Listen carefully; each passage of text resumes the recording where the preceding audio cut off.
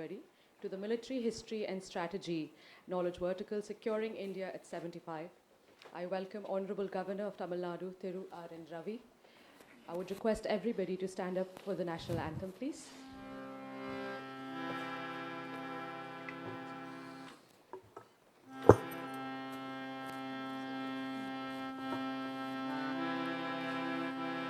जनगण मन अधिनायक जय हे भारत भाग्य विधाता पंजाब सिंध गुजरात मराठा द्राविड उत्कल भंगा विंध्य हिमाचल यमुना गंगा उच्छल जलधि तरंगा तव शुभ नामे जागे तव शुभ आशीष मांगे गाहे तव जय गाथा जनगण मंगलदायक जय हे भारत भाग्य विधाता जय हे जय हे जय हे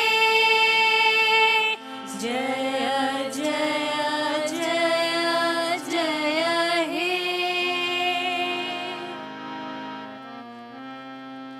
நீராறும் கடலுடுத்த நிலமடந்த கெழிலொழுகும் சீராறும் வதனமின திகழ் பரத கண்டமிதில் தெக்கணமும் அதில் சிறந்த திராவிடனல் திருநாடும் தக்க சிறு பிறை நுதழும் தரிதனரும் திலகமுமே அத்திலக வாசனை போல் அனைத்துலகும் இன்பமுற எத்திசையும் புகழ் மணக்க இருந்த பெரும் தமிழனங்கே தமிழனங்கே உன் சீரிழமை திறம்பி எழுந்து செயல் மறந்து வாழ்த்துதுமே வாழ்த்துதுமே வாழ்த்துதுமே.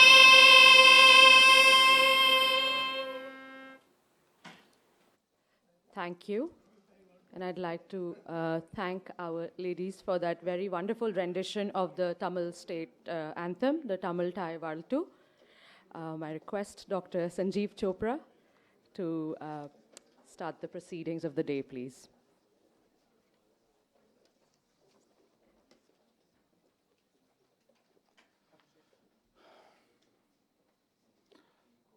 Thank you, Srishti.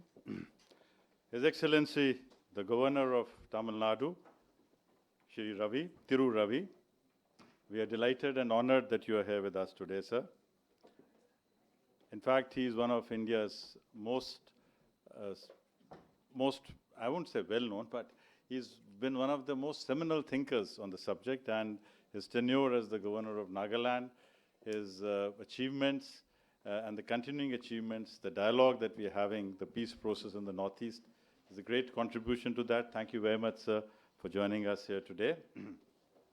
We have with us Lieutenant General Pannu, the curator of the Value of Words Military History Strategy Knowledge Vertical, General Jagatbir Singh, Distinguished Fellow of the ISI, Chairperson of WOW, Rashmi Chopra, Ambassadors, Excellencies, academics, media personnel, students of the fellows of the ISPP, ladies and gentlemen. It's a great honor for me to talk to all of you about the 6th edition of the Value of Words and especially the Military History and Strategy Vertical. But before we come to the MHS, for the benefit of His Excellency, I'll just like to share what the Value of Words is. The Value of Words is an open access literature festival with the specific purpose of trying to showcase the best of Indian literature, not just in English, but equally in Hindi and all the bhashas of Bharat. So all our sessions are equally distributed amongst English, Hindi, and the bhashas of Bharat, and the theme this year is celebrating diversity of India. We also try to bridge the intergenerational gap because that is one of the things which we feel is of very great importance today, that generations must talk to each other. people across genres must talk to each other. And in addition to the 8 book fellowships that we give, or the book awards that we give, we have, Honorable Governor Sir, 2 specific knowledge verticals. One is called the RST Dialogues on Ecology and Environment, in which we take up issues relating to water, mountain ecology, migration from the hills, urbanization, and things which impact all of us. That is not conventionally typical literature, but those are all things which impact our life in general. So that's an important component of the Value of Words. And because the Value of Words was based out of Dehradun, is based out of Dehradun, and because Dehradun is also the home to the IMA, the Survey of India, and the National Hydrographic Office, and because a lot of our NDC alumni are based out of Dehradun, so we also thought of having the military history and strategy vertical. Over the years, strategy is becoming more important than history, because history leads to strategy, but it's ultimately strategy which will decide the future. So unlike many conventional festivals which bring a lot of things together, the USP of WOW is that we always look at a particular theme. And this year, for example, the theme for the MHS is Securing India at 75. This is a theme which was specially selected and curated by General Pannu. Of course, the members of the board had a marginal contribution to that, if you allow me to say that, General Pannu. But year after year, we've been looking at a particular theme. For instance, last year was the anniversary of the liberation of Bangladesh. So we looked at what was the impact of the 1971 war on the subcontinent and how the subcontinent will shape up in the years to come. Before that, in 2020, we had the valiant Dogras. In 2019, we looked at the contribution of Indian soldiers to the World War, because the contribution of Indian soldiers, including those of the Indian Labour Corps, has not really been recognized. In fact, as the governor would know, the Nagas also contributed to the Indian Labour Corps. Now, of course, it is accepted that the Indian Labour Corps also did a lot of works of heroism and valor. Earlier in 2018, we looked at the modernization of defense forces. And in 2017, we looked at institutions of the army, including USI, and how the Army's think tanks help in changing the strategic thought and environment. With these few words, let me again welcome the Honorable Governor to the 6th edition of the Military History and Strategy sessions at the Value of Words. Thank you very much.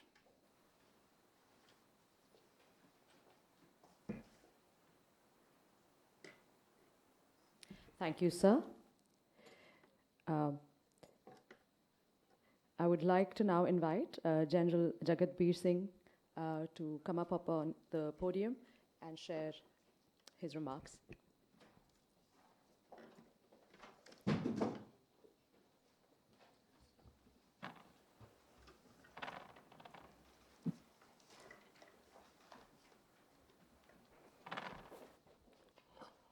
Honorable Thiru R.N. Ravi, the Governor of Tamil Nadu, Dr. Sanjeev Chopra, Director of Value of Words, Mrs. Rashmi Chopra, the Chairperson of Value of Words, Lieutenant General P.J.S. Pannu, PVSM, AVSM, VSM, the convener of the Military History and Strategy Vertical of WOW, eminent panelists and distinguished guests, good morning and Jai Hind.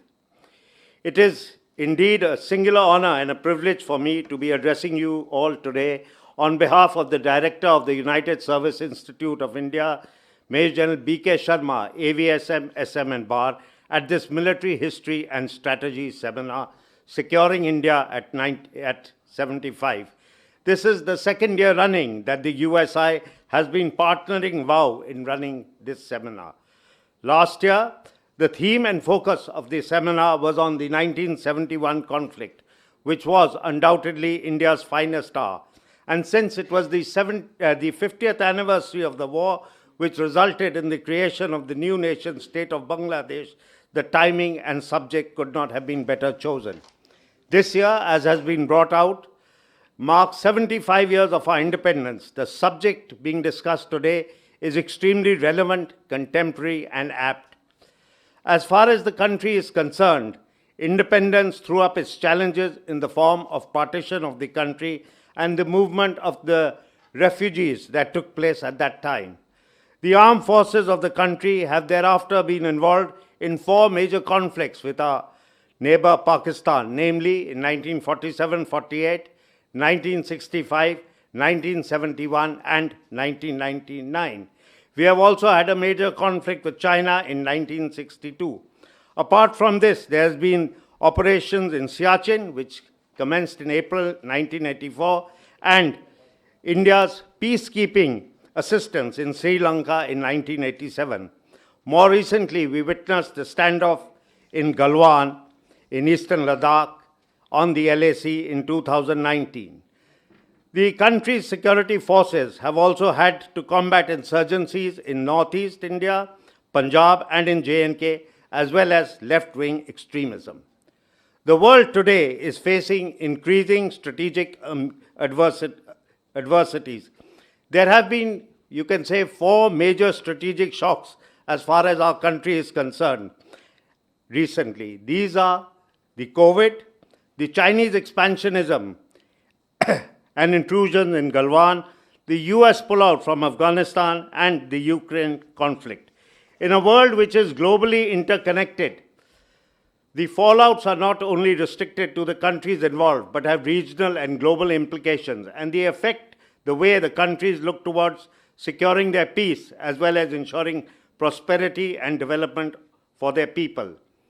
The USI has an MOU with WOW, which is focused at providing a framework for cooperation in the fields of research and promoting exchange of ideas and interaction of views on issues pertaining to the country's strategic interests. As you all must be aware, the USI is India's oldest think tank, which was established in 1870 in Simla by Colonel, later Major General Sir Charles MacGregor, for furtherance of knowledge in the art, science and literature of the national security in general and defense services in particular. Today, the USI has about 15,000 members, and a large number of our distinguished fellows are here today contributing to this seminar. The members comprise officers of the security forces, diplomats, bureaucrats, academicians and scholars.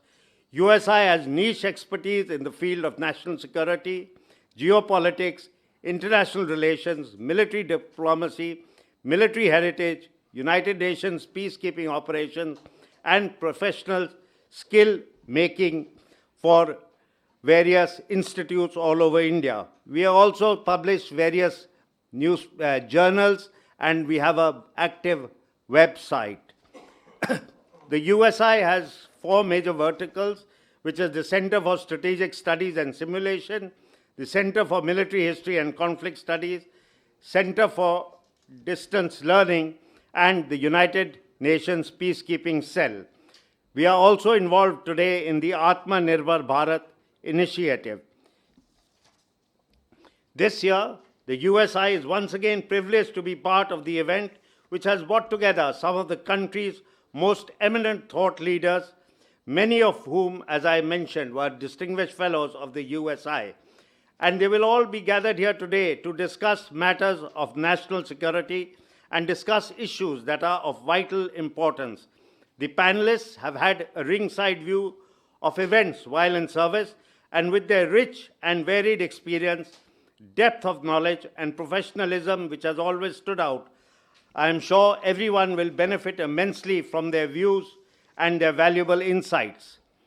The event has been curated and choreographed with great finesse to focus on issues that merit utmost deliberation. On behalf of the USI, I wish the event every success, and I am sure that we will all benefit from the wisdom of the deliberations by some of our finest minds. We also look forward to being part of the event next year. Jai Hind. Thank you very much, Major General Jagatbir Singh ji. May I please request Lieutenant General Pannu to come upon the podium and initiate the welcome remarks, please. Sir.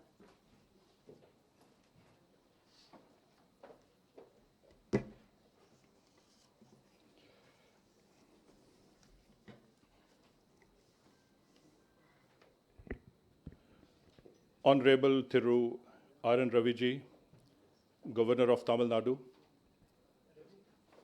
Mrs. Rashmi Chopra, the Chairperson of Valley of Words, and Dr. Sanjeev Chopra, the Festival Director. We also have amongst us very senior leaders, parliamentarians, bureaucrats, diplomats. In prominence, I see Shri Dinesh Trivedi ji, who's been the Union Minister and also a seasoned parliamentarian present here. We also have officers who are still serving and contributing to national security. All of us are here sitting together. Jai Hind. We are going to talk about securing India at 75. Why are we talking about it? Are we insecure? What is that we need to secure?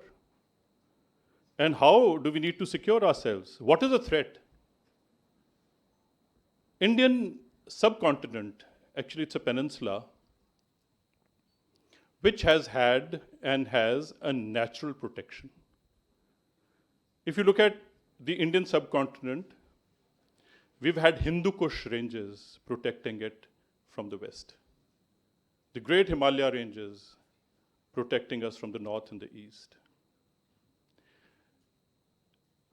पर्वत हो सबसे ऊंचा, हम साया आसमां का, वो संतरी हमारा, वो पासमा हमारा. Muhammad Iqbal had said this, that this is what gives us security. Also, we have had at that time more than 8,000 kilometers of coastline, the sea frontier, which was also seen to be a natural protection barrier.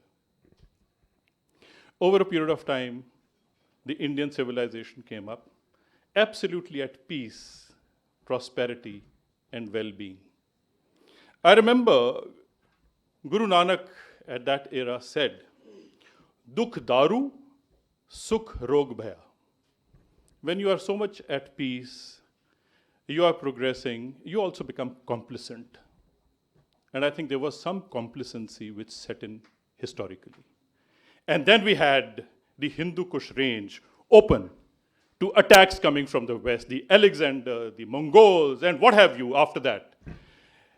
Guru Nanak again, who was a Sufi saint at that time, completely at peace and were preaching peace and philosophy at that time, when he saw the onslaught of the Mughal attack, he said, Khurasan khasmana kiya, Hindustan daraya, ape dost na diya karta, Hindustan daraya, ape dost na diya karta, jamkar Mughal chadhaya, eti maar pai kurlane, taki dard na aaya. He's actually telling God Almighty that the way Mughals have attacked us, and they have actually attacked the harmless and the weak. God, where are you? Aren't you feeling pain that we feel? And in that also says, Jo sakta sakte ko mare, man mein ros na hoi. If there was a fight between the two equals, I would not grudge. But this is not equal. The harmless people being attacked by the Mughals with such a force, he says it's really, he could not see it. And that is why he said this. Over a period of time, India was still attacked, not this time from the fronts of these mountains of Hindu Kush, but also the British chose a more easy route of sea, and they came and ruled the country. Now, if you really see, the sea frontier, which we thought was a barrier, was used by the British, and before that the Mughals used, and the Alexander the Great used the passes. The story of passes is still open. Actually, in 1984, Indian Army could only secure Siachen Glacier. Siala and Bila Fondla, two passes were blocked. And much later, Raja Ranjit Singh had to actually go down to secure Khyber Pass to block the Hindu Kush so that no more onslaughts came to us. And now, as we talk about the contemporary, what is happening on the China front is actually nothing but domination of passes, because Chinese do not want the Indian army to go and block those passes or use those passes subsequently to threaten them in expansion. So the story of passes here and the story of sea frontier, where we have naval power coming up, because we are going to be attacked, and there is a threat which is building up, not only from the mountains, but also from the sea. And that is what we need to face.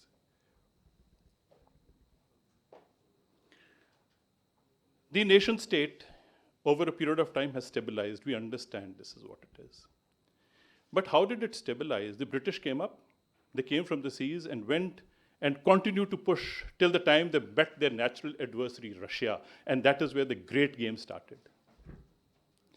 And the great game came to a point where on one side, India was fighting the war of independence or the struggle of independence. I think that is what happened 75 years back, that they divided the nation, which was the manifestation of their understanding of the great game. Now that Hindustan, which had a natural barrier of the mountains in the north and sea in the south, was now divided, and the adversary has been now built into that secure area. So we have Pakistan, where the Western world, the world from wherever came in and became an adversary. And ultimately what happened, we lost that natural barrier and we have to build a border fence. And we have to have that Ob Diwar coming up, and even the line of control was built up. The complete area has been fenced. I think this is historically one of the biggest fences that humanity ever created. And from a natural barrier, now the country got divided and we went in for creation of an artificial barrier.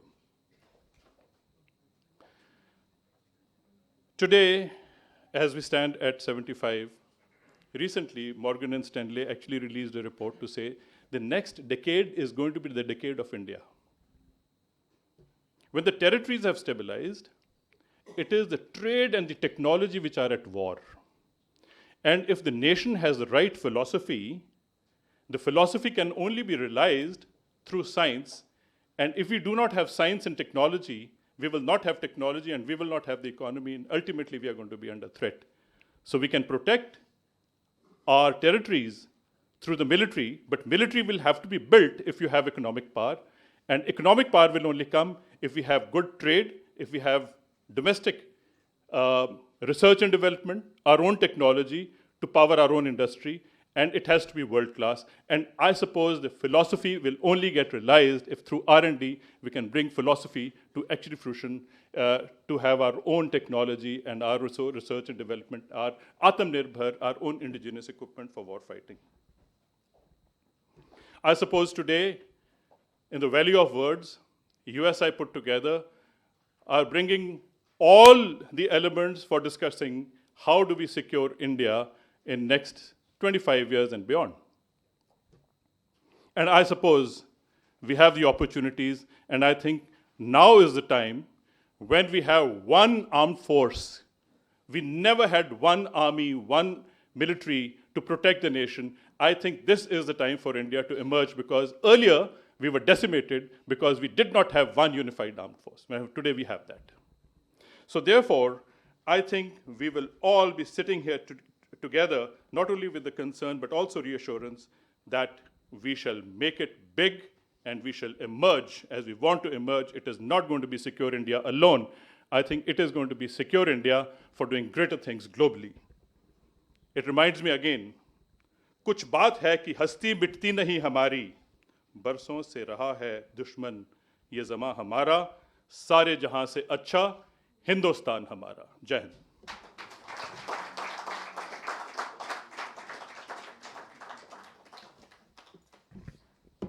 Thank you very much, Lieutenant General Pannu, for those very, very invigorating words. May I now request the facilitation of Honorable Governor of Tamil Nadu, Shri Ravi. May I request Dr. Chopra to kindly proceed with the facilitation.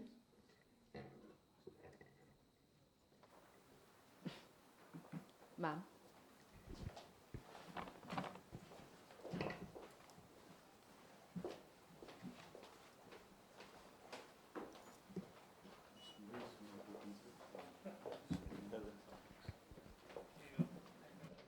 Thank you, sir.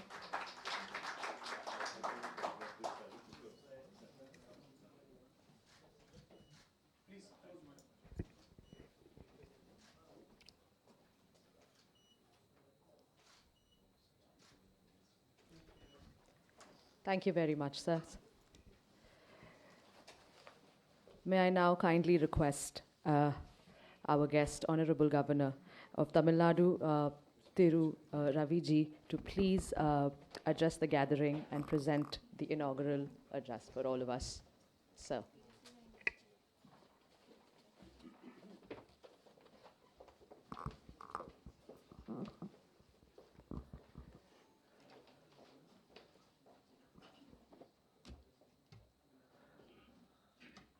General Pannu, Curator, Military History and Strategy Session, Dr. Sanjeev Chopra, Festival Director, Value of Words, General Jagatbir Singh, United Service Institution of India, Ms. Rashmi Chopra, Value of Words, distinguished leaders of the strategic community, esteemed invitees, gracious ladies and gentlemen. I'm indeed delighted to be part of this event.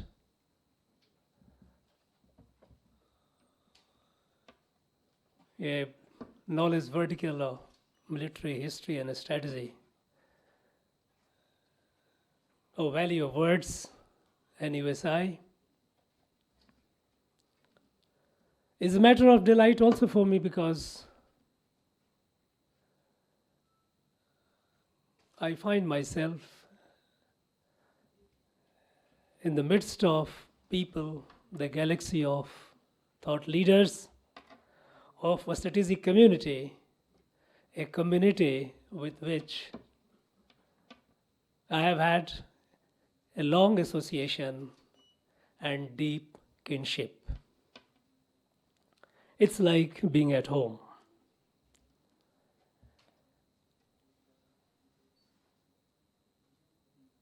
The theme of today's day-long discussions is Securing India at 75.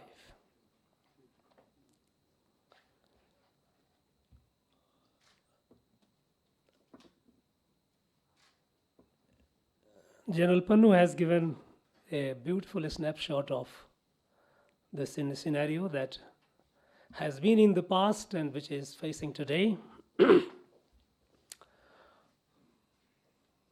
I'm very sure that this day-long conversation, deliberation, the churning will throw new ideas and perspective which will be helpful and which will enlighten the strategic community and inform the policymakers.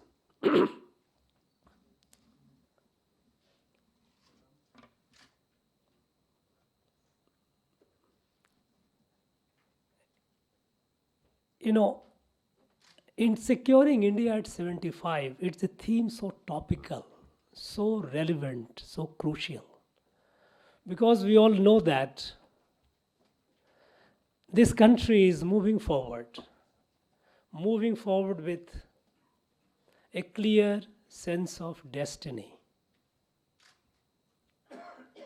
And a firm resolve to accomplish this destiny within a timeline. And the timeline is the Amrit Kal, this quarter century. By the time this country celebrates centenary of independence, India must be where it deserves to be. We see the comprehensive rise of India. We are more confident today, and certainly we are more secure today than ever before.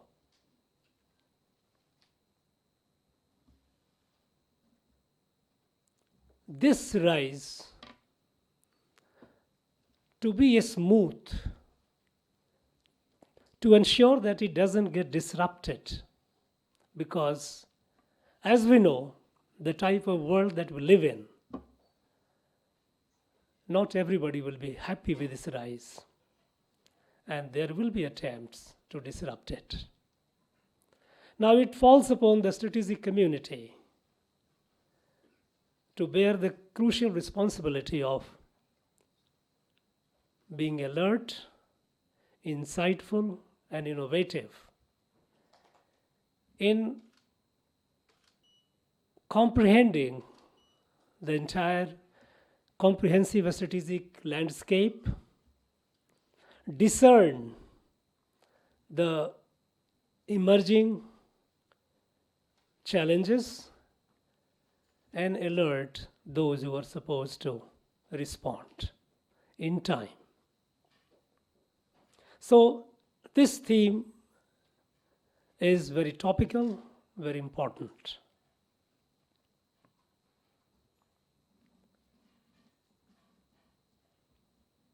Friends, as I said, today we are more secure than ever before. If you look at the internal or the external, whichever domain.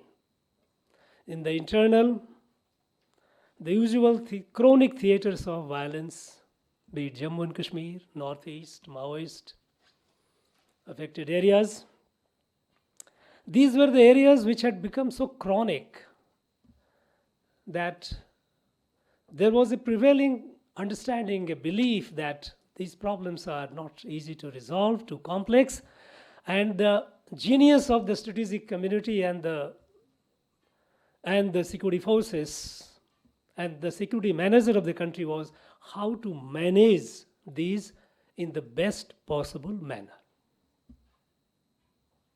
Today we see the change. Jammu and Kashmir, with the decisive intervention, when the assumed stakeholders from within and without, they have been marginalized, they have been removed.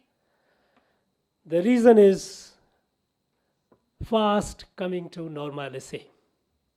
And we see that development happening even at the grassroots level. In the Northeast, at the peak when we used to lose about 1,800 to 2,000 people a year, nearly 300 to 400 security force personnel. And even when it used to be called an improved situation, we used to lose about 1,000 people.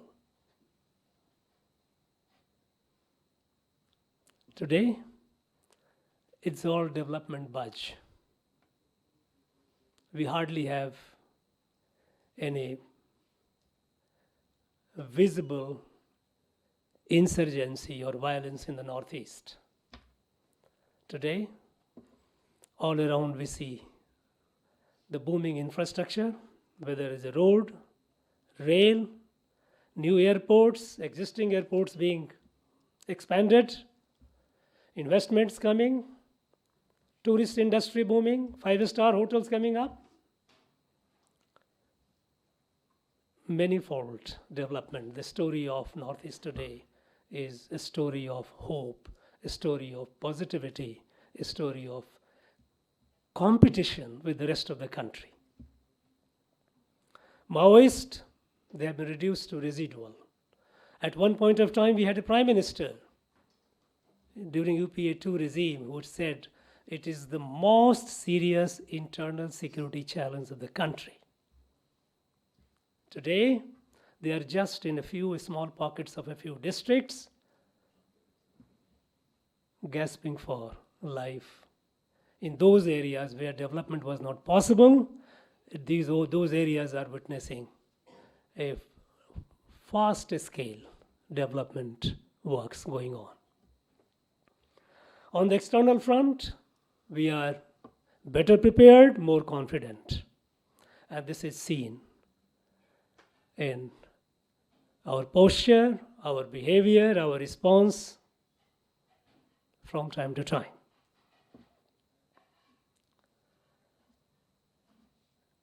Now, these changes that has happened in the last couple of years, what brought these changes? Why is it that today, internally, the areas which were always, it was everywhere you go, we all talked of killing, bloodshed. On the eastern front, western flank, in the hinterland, in the heartland. Nothing today is all a story of the past, almost. On the external front, we don't see much as it used to happen in the past. What happened? And here, I would like to briefly dwell on the conceptual framework which constitute the bedrock of our outlook on national security, national interest, and our response to challenges to national issues, especially national security. Because this aspect, because today, the various aspects, the various facets of our life, national life, and international life, these are so interconnected that taking a comprehensive, a strategic view of an issue, including that of national security, it is important and it will be helpful if we have the full grasp of the conceptual framework of our outlook on national security.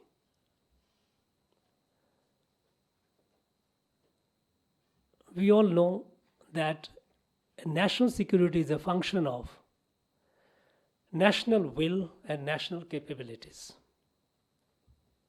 A nation's will and nation's capability determines the status of security of a country. We have seen the robust manifestation of the will at the national leadership level and all the levels. Our capabilities are on the rise through Atmanirbhar Bharat initiative, even in the defense sector. More and more capability building, more and more defense industries in the private sector too are coming up. Today, our character from being the largest importer of arms, we are now switching over to exporter of defense wares. So much of thrust on indigenous production. And this capability building is with the involvement of the whole of the nation. It's not just government. It's tapping into and harnessing the talent, the enterprise, and the capital which are outside the government. And we are seeing the result. And in coming years and decades, we will see it more. But while national security is a function of national will and national capability, the efficient management of national security is a function of deployment of these two principal resources according to the strategic clarity of national interest and national threats. A strategic clarity. What are our national interests and what are our threats to our national interest?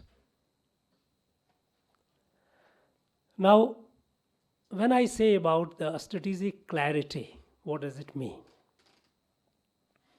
We often talk about national security, it's a cliche. When we talk about security, national security, we often focus on the security part of it. The national part is often presumed. But the change that you see today, it is an important factor. It needs to be duly appreciated.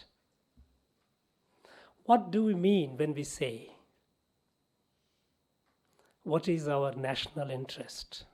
Before that, we need to say, what is our idea of a nation? When we say, what is the idea of our nation? To some, it might look a weird. I won't be surprised if it looks a weird question to some of you. But what kind of question is it? Don't we know in this country, India? No. There are broadly two outlooks on our nation. Whether this country is geography, it is a geographic expression, a landmass holding a conglomerate of diverse people, different languages, different cuisines, different cultures, diverse geographies, put together, conducting their collective affairs within the constitutional framework. A political expression or articulation of a geographic expression. Bharat ek bhugol hai. This idea is what has been very assiduously cultivated since the colonial days, and it persists even today. And that is why the question looks weird to many. What is that? You are asking. So one way to look at the nation is a political expression. India is a political expression of, or political articulation of, a geography embracing or holding a wide, large conglomerate of diverse people and region. Another way to look at this country is, it is a living, organic entity, which often some people explain or express it in terms of Bharat Mata. What is this Bharat? It is a unique country. It's not like, to understanding this country, and I'm understanding it from the perspective of nation state as defined in the West, it is very difficult.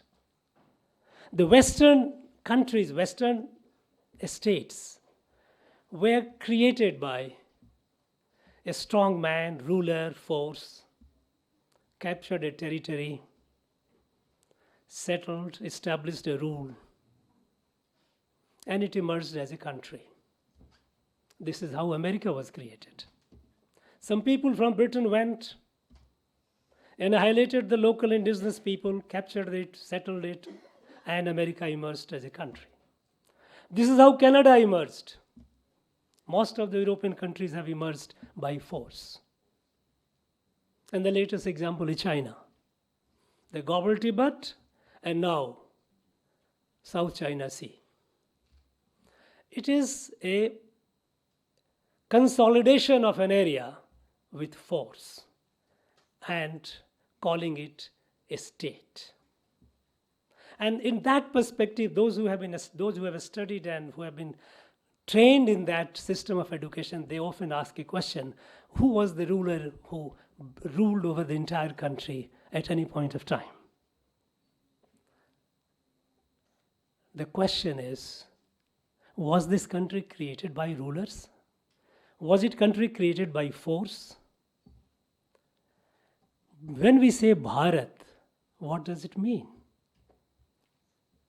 It is a civilizational evolution over thousands of years.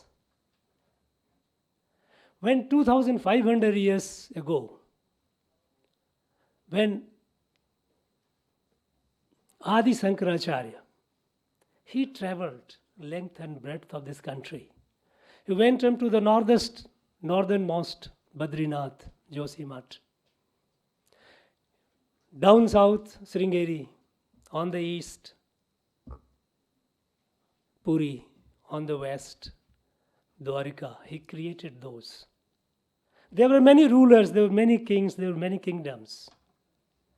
But the kings and kingdoms did not define Bharat.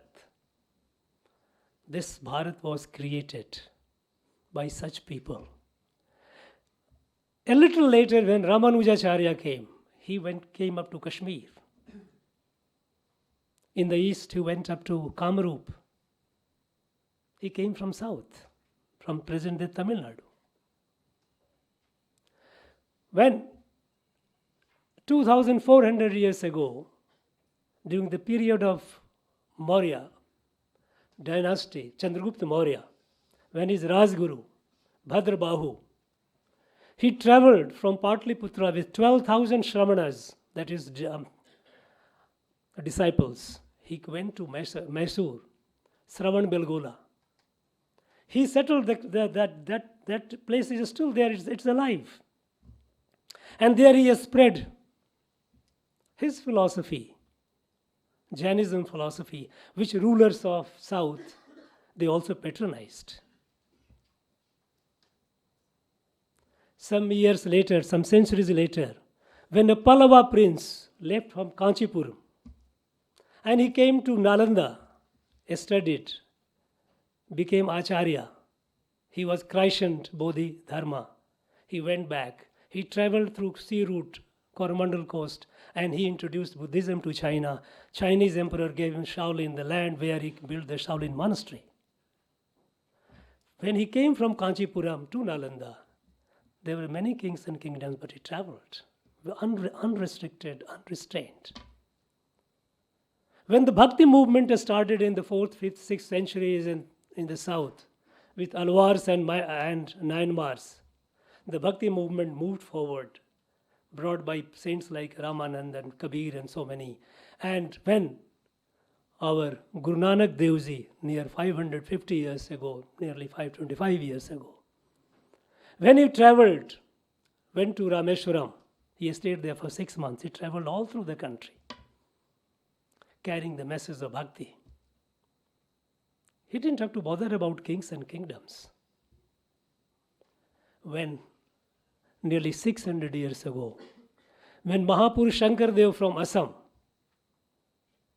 the person who lived for 119 years, a healthy life, who established Vaishnavite monastery all through length and breadth of Assam, he traveled at the age of 30 from Kamrup to Rameshwaram, which was a center of study.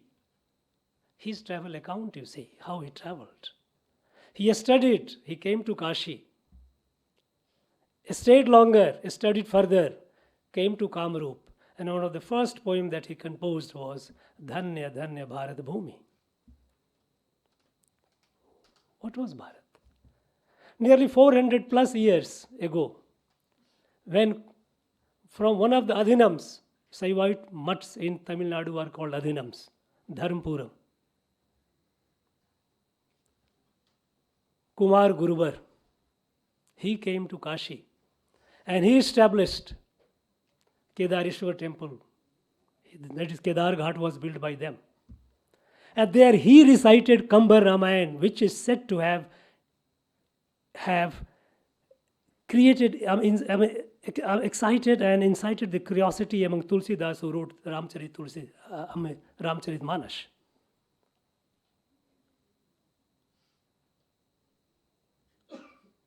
When 200 years ago, the last king of Tanjore, Maratha king of Tanjore, Sarfoji Maharaj, when the British took over, he wrote a letter to the British resident. Now that was the letter is of 20th of January 1801.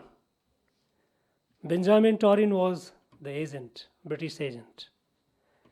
Sarfoji wrote a letter saying, well, you have taken over, but I hope that institution of Chatram, that our ancestors from the first, the lineage from the first ancestor, we have created from Kasi to Rameshwaram, all around hundreds and hundreds of Chatrams. Mr. Chatram is a place where any traveler could go and stay. As long as needed, he is fed or she is fed free. Medical treatment is given. There he writes, these hundreds and hundreds of shatrams that our ancestors have created for thousands of people who travel from Kashi to Rameswaram and back, who are fed 3 meals a day. They have been sustained through a lot of, with considerable endowment. I hope you will not dismantle that, because that would cause me a disgrace. It would be difficult for me to bear with. Now, what happened in the last 200 years, 200 plus years? That the notion of Bharat has gone away, and we have started thinking it in the purely from constitutional perspective, as if India was born in 1947. And the question is asked, who was the one who built, who was the ruler who built it? It's just a Western perspective. To understand this country, it is not possible to do so if we do it from the Western prism. Bharat lives in our day-to-day ritual. Every occasion, whether auspicious occasion that we have, Bharat is referred to in our day-to-day puja. Whether we do the birth of a child, when we build a house, there's a housewarming, when the mantras are recited, Bharat is there. The rivers of Bharat are there. The land of Bharat is there. Bharat lives in sanskar of every Bharatiya. Now that is the way, if we look at, if that is Bharat, and then it cannot be just a geography. There are diversities in our country, no doubt about it. But let us also think of that in Arunachal Pradesh, in the eastern part of Arunachal Pradesh, I will just quote a few examples. There is a tribe, Isu Midmi tribe. Now, Isu Midmi tribe, they claim that Rukmini was from there. There is a village, Vismaknagar. I had occasion, when I visited, I found the people having shikha, the tuft, chutia. I was curious to know how come they. And they narrated a story.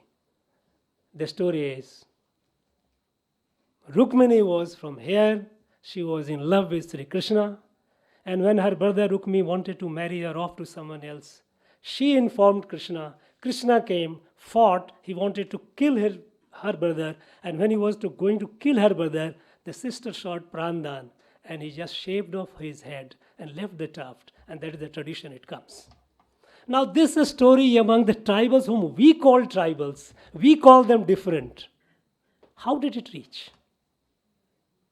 Go to a Karbi, traditional Karbi family. They will tell you a story of Ramayana, maybe with some variation.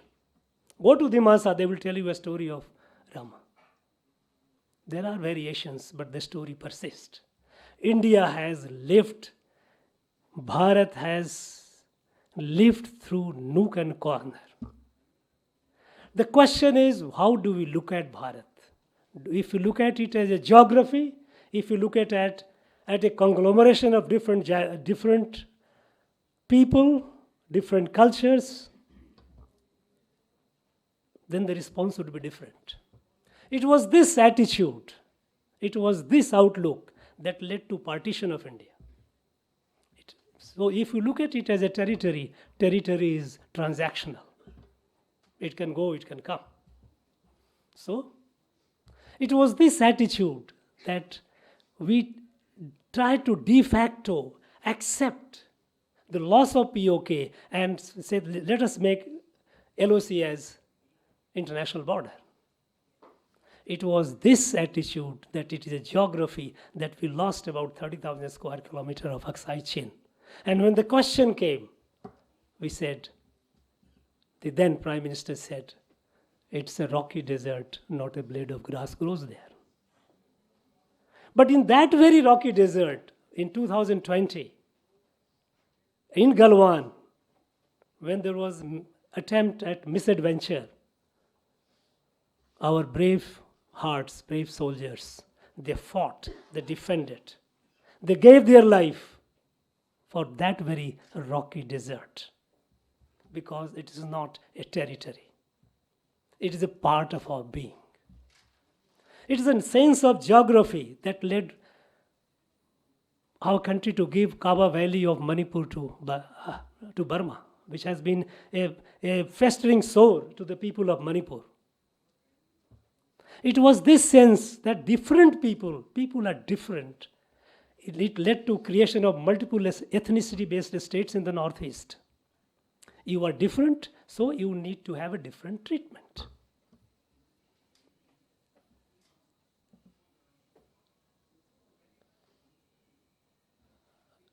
Today, the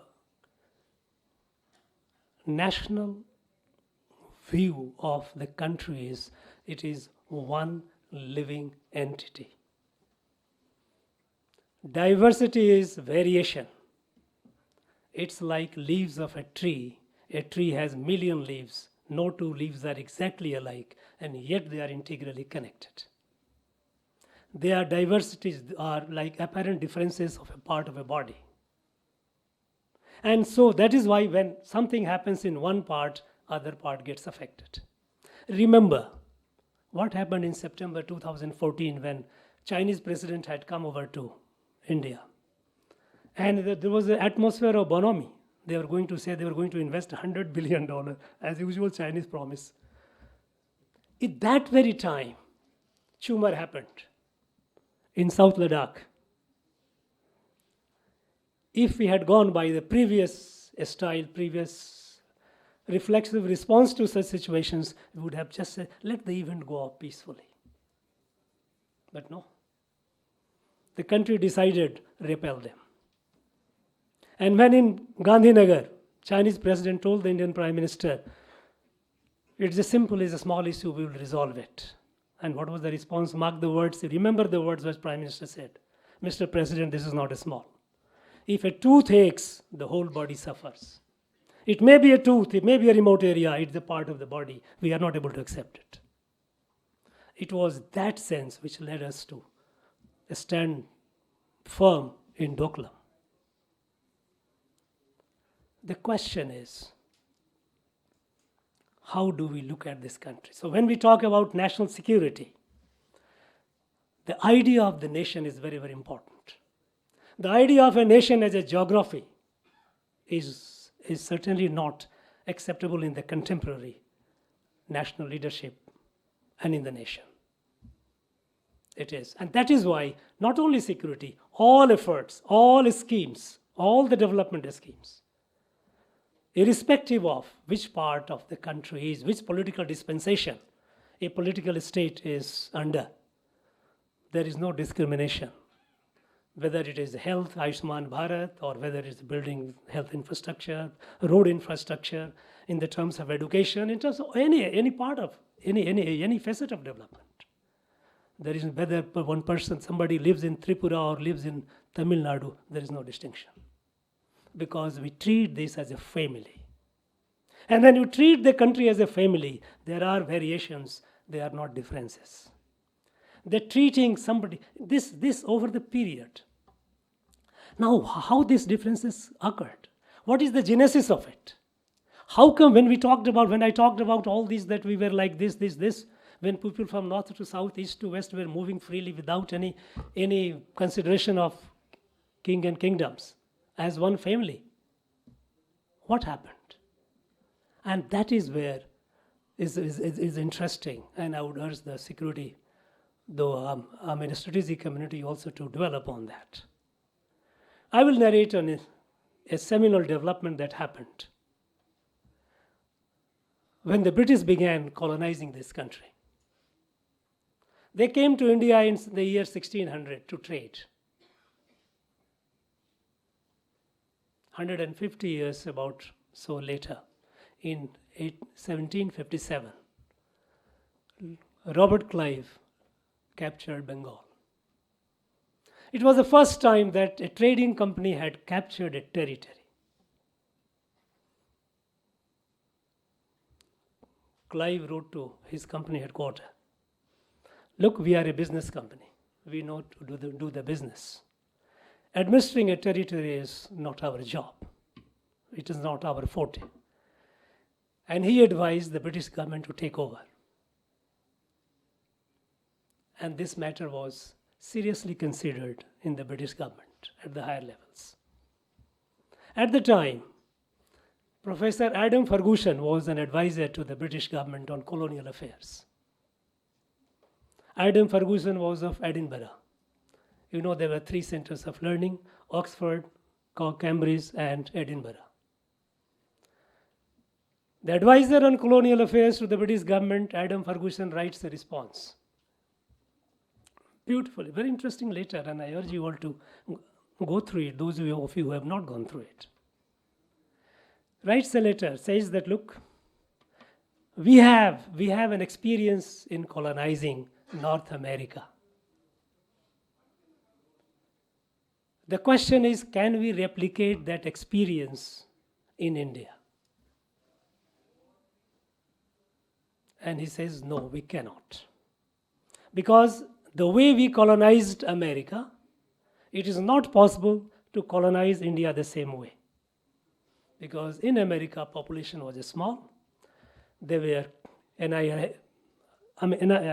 completely annihilated, not only through wars, but through a spread of smallpox infected blankets in the tribal colonies. They died in hordes, millions. It was a genocide. In India, there is a very large population. That's not the only. Then Adam Ferguson writes, India is a highly evolved society. There may be many rulers, but Indian society is united at a very deep level. It will not be possible to replicate that experiment in India. So, if you cannot colonize India the way you colonized America, then what should be the objective of the empire? And Adam Ferguson writes, the objective of the empire should be to transfer of as much wealth as speedily as possible from India to Britain. These are all written documents. And then he says that transfer of wealth, fast transfer of wealth, would necessarily involve breaking and bending of rules.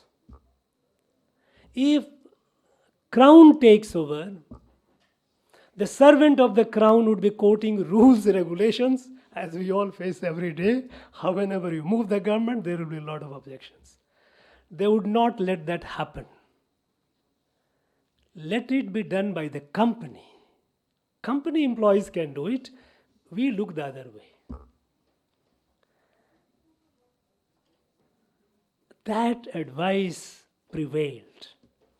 And then British government decided, no, we will not take over directly. We will do it through proxy. They created a board on the affairs of India, of which the first president was the British Prime Minister himself.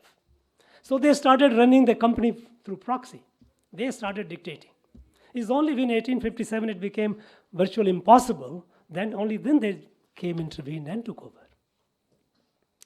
There was another thing also, which Adam Ferguson said.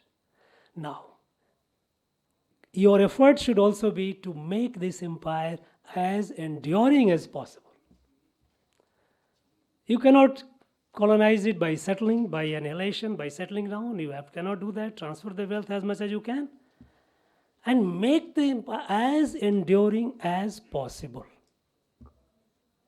And with that, as enduring as possible, the further philosophy, further line of action developed. Writing the history of India. Killing the self-pride of India. And one of the first person who was commissioned to write the history of India was none other than the father of John Stuart Mill. You might be familiar with. His father was James Mill. He never visited India. But a 7 years project, he wrote 5 volumes of history of India. Read this. As an Indian, if you are young, your blood will boil. If you are old, mature, then perhaps you will just dismiss it aside. You may not like to read through it. So contemptuous, so contemptuous. Everything in India was bad. And those history of India written by James Mill became the textbook for the British college institutions in India. And those were the reference book from the British civil servant, those who came from Britain to India. Before they came, they had to pass a test, and the reference was these books. So with this knowledge of India, they came. They also brought a large band of anthropologists. As you know, anthropology is not a natural evolution of discipline, academic discipline. It was created by colonizers to understand the people of the colony.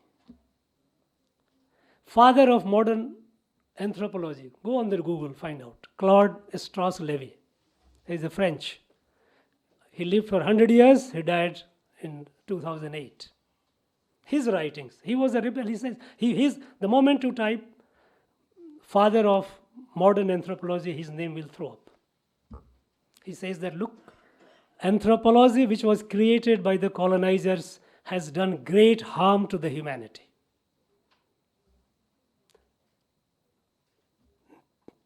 No society, no individual can be studied in isolation. And that is how he came up with the theory of a structural anthropology, that there is an interconnectivity. Unless you go through the interconnectivity in the society, you do not have the proper understanding of a community. But what these anthropologists did, they brought them hordes of them, thousands of them. They came to a particular area, they studied how the people of this area eat, what do they eat, how do they wear their dhoti, how do they complement each other, small differences, and they started segregating them as different from others. It actually, the society which lives as a continuum, they created innumerable divisions. Unfortunately, when I talk to some students of anthropology today, they are not even aware of it. How this discipline came into being, and how inefficient and far from truth, and how harmful it is. So they wrote the false history, they also brought band of anthropologists to see that this country is fragmented. And there were great intellectuals like Karl Marx who also joined them. Karl Marx in 1852, you can again go on internet and look for the article, it is there. He was writing Das Kapital, it was a long project. And the British government, they asked him to write something on India they wanted. Maybe there is some writing that perhaps he was in dire need of money to sustain himself. He wrote about 20 essays in New York Daily Tribune, which is today called New York Times. One of the first essay that he wrote on 3rd of August, 1852, in New York Daily Tribune. He says, I don't endorse imperialism. Yet, in India, it is a historical necessity. India, it is a historical necessity because India is a society where individuals are subordinated to the community, and a society that worships cows and monkeys have no business to exist. So the British Empire has two roles, two responsibilities in India. Number one, total annihilation of the Indian social order. First task, as spelled out by Karl Marx for the British Empire, was total annihilation of the Indian social order, because a society that worships cows and monkeys have no business to exist. And the second task was laying the foundation of a Western material civilization. It was collection of all these forces. Deliberately they mutilated this country. We know that until the year 18th century, India was the largest economy in the world. Again, go on the net, search for a report. You write global economy, millennial perspective. You know, in 1972, one economic historian, Paul Baruch, wrote a piece. He says that Europe was rich, Europe became rich 200 years behind. America became rich 100 years behind. Until then, India was the economic powerhouse of the world. Now, this fact or this statement did not go well. So, OECD commissioned a study. We know who OECD is. OECD commissioned a study on the world economy under the chairmanship of Professor Angus Maddison. Angus Maddison report comes out right from the 1st century till 19th century. And if you see the report, till 18th century, India was the largest economy. The India could not have become largest economy if it was not otherwise in the field of knowledge, in the field of enterprise, so grown up. But we have become a stranger to it because we have been taught history, we have been taught the facts which are grossly distorted. Now, when we talk about national security, when we talk about nation, the idea of a nation is very, very crucial. So the earlier outlook that nation, India is a geography, India is a conglomeration of different people, different culture, different cuisines, different geography. These differences, we take it as variation. The diversity is celebrated. This is our strength. It is not our weakness. It was made weakness during the colonial period, and we continued even after that. Mahatma Gandhi, after 1947, when British left and we were celebrating independence, he was sitting in the Bhangi colony.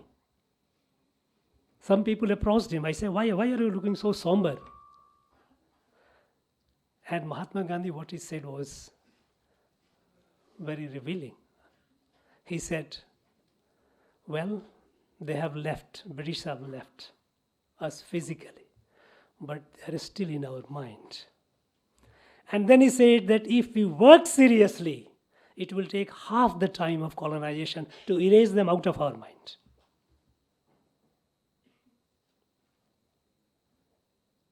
He was the one who understood this country. And now the effort is to understand this country from the perspective of Bharat. So when we talk about national security, it's very important to understand the broader connotation, broader concept of what is Bharat.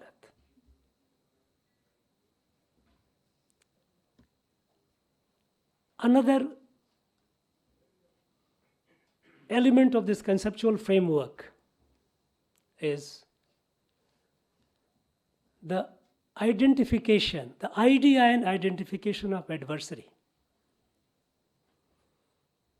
What is called Shatru Bodh. Who is our enemy? Who is the adversary? We must have a clarity about it.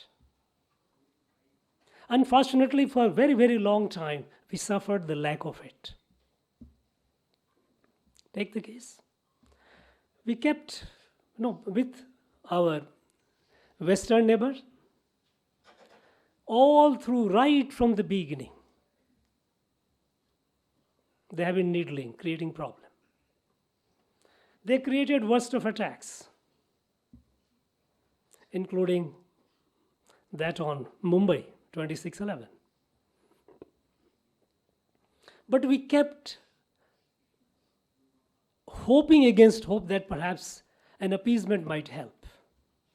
And that is why within less than a year we did Sharm el-Sheikh, something that I don't think an Indian should be very proud of.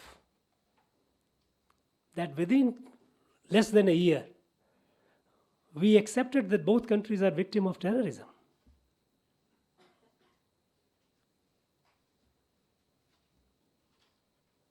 Something kept regularly happening, the slicing of territory on the northern border.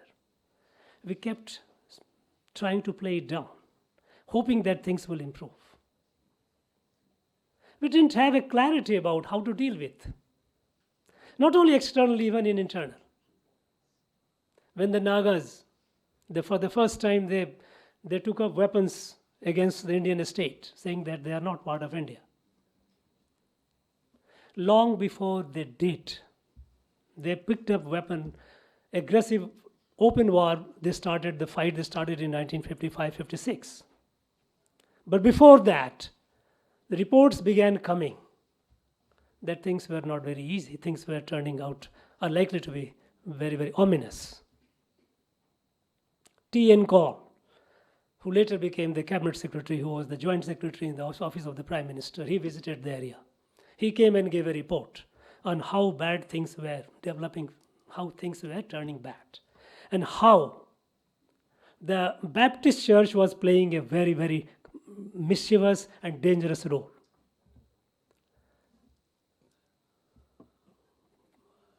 Verrier Elvin, he was the first advisor to our Prime Minister on tribal affairs. Verrier Elvin visited eastern part of our border, Nagaland.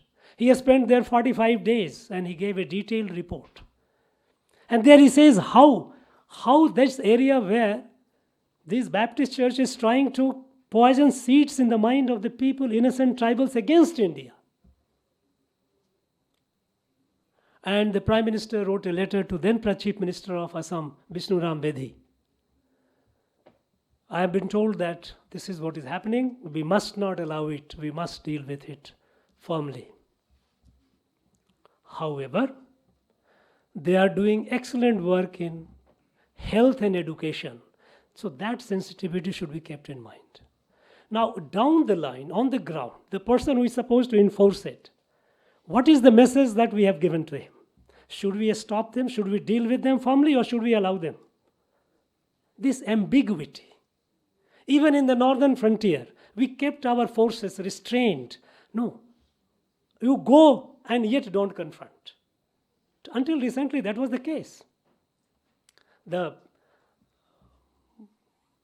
format that was defined for how to patrol our northern frontier, our generals, they know it.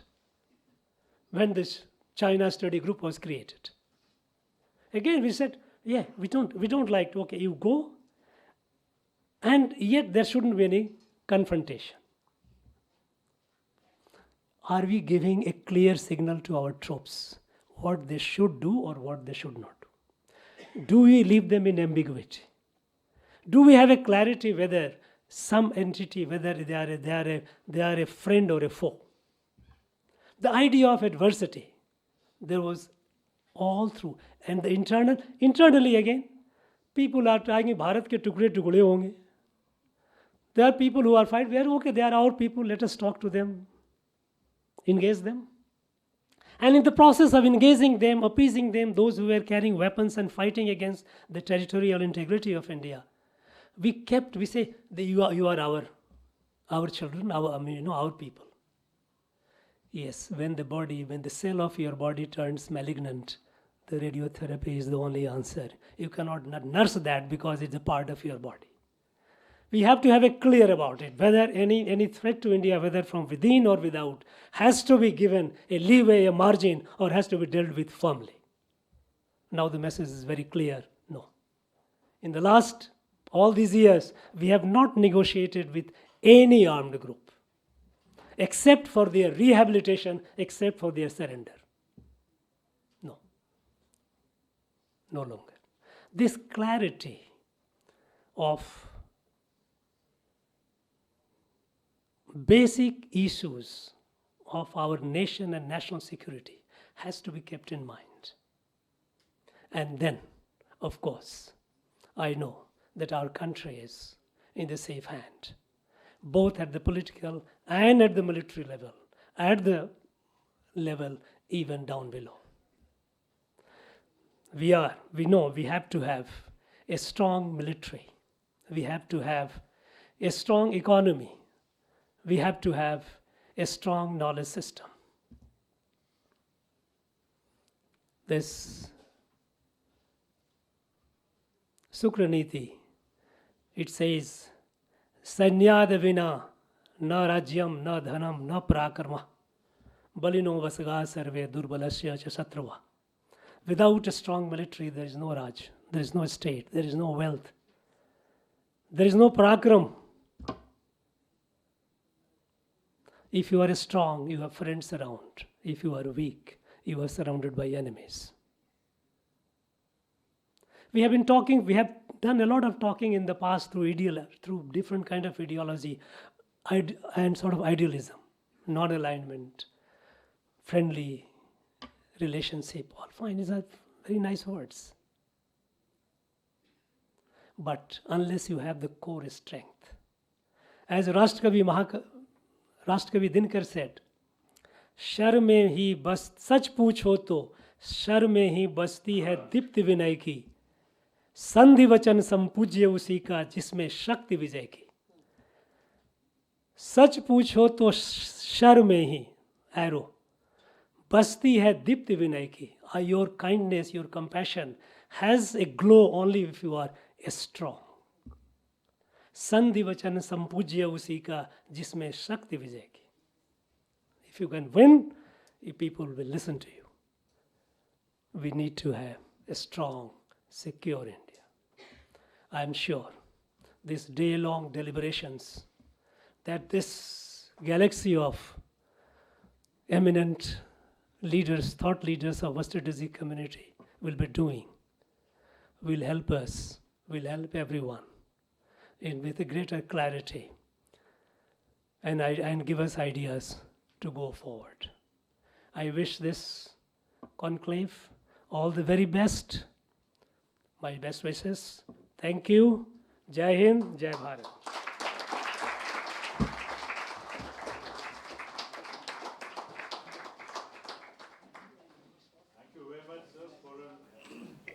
Absolutely wonderful meta-narrative of Indian history. And as he has pointed out, the way we've looked at our history has been something which has been forced upon us. In fact, many of the things which he talked about today, about Ferguson, and he linked it with the views of Karl Marx, he linked it to the way we have been taught our history. I think, thank you very much, sir. It was indeed a wonderful lecture, not just on securing India, but on understanding what Bharat is. Because if we do not understand what Bharat is, if we do not understand what we stand for, if we do not understand that we are much more than geography, and that actually takes me back to the very first slok of Gita, where, Sanjay is being asked by Dhritarashtra, tell me which armies are on which side. Which also shows that the concept of Bharat and Mahabharat has been there with us from times immemorial. Thank you very much, Honorable Governor, for sharing your thoughts with us. I think we ought to give him a very strong ovation. Thank you very much, sir. It was really an honor, a real great honor for us, sir. And we could not have had a better person to lead us on securing India at 75. Thank you very much, sir. May I request the chair to kindly propose a vote? Excellent. Thank you. And I'm requesting Ms. Rashmi Chopra now to please put forth the, very, very kindly put forth the thank yous for today. Thank you, ma'am. His Excellency Thiru R.N. Ravi and the Honorable Governor of Tamil Nadu, Lieutenant General PJS Pannu, the Curator and Convener of the MHS Vertical of WOW, Major General Jagatbir Singh of the United Services Institution, India's oldest think tank on military and strategic affairs, Dr. Sanjeev Chopra, our Festival Director, ambassadors, generals, academics, and leaders of the corporate world, members of the media and the strategic community, defense attaches, ladies, gentlemen, and of course our beloved volunteers of Team WOW. At the outset, I would like to thank the Governor for his very thorough and very well thought out address, which I think has set the tone for today. Not only today, but if God wills us to have another session next year, then also the theme for next year. This address indeed sets the entire tone and tenor for this vertical of ours, and it will be relevant for all deliberations held forthwith. we hope that it will end with some very positive conclusions from this session.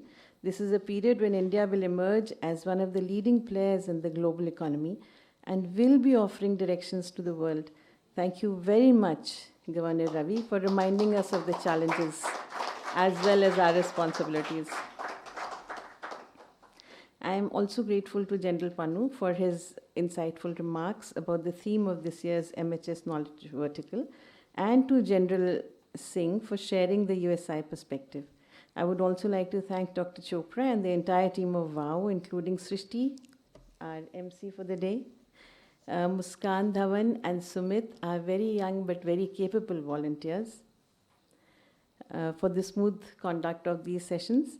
A special word of thanks to the students and teachers of OTEA School who sang this beautiful national anthem and the Tamil Nadu song. Before closing, I would once again like to thank the Honorable Governor for his absolutely superb address. Thank you very much, sir. Thank you. I request everyone to rise for the national anthem, please.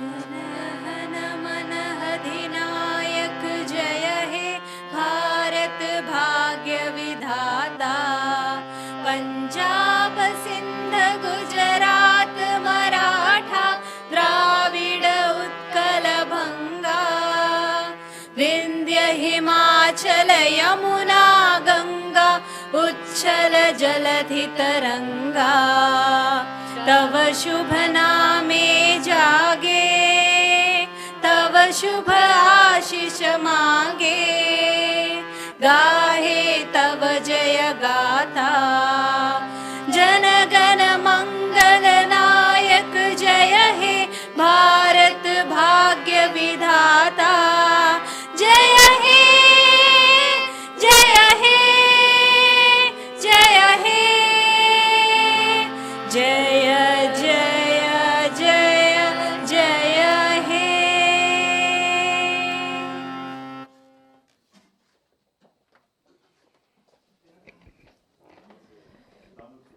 May I request the audience to remain while our guests leave? Thank you.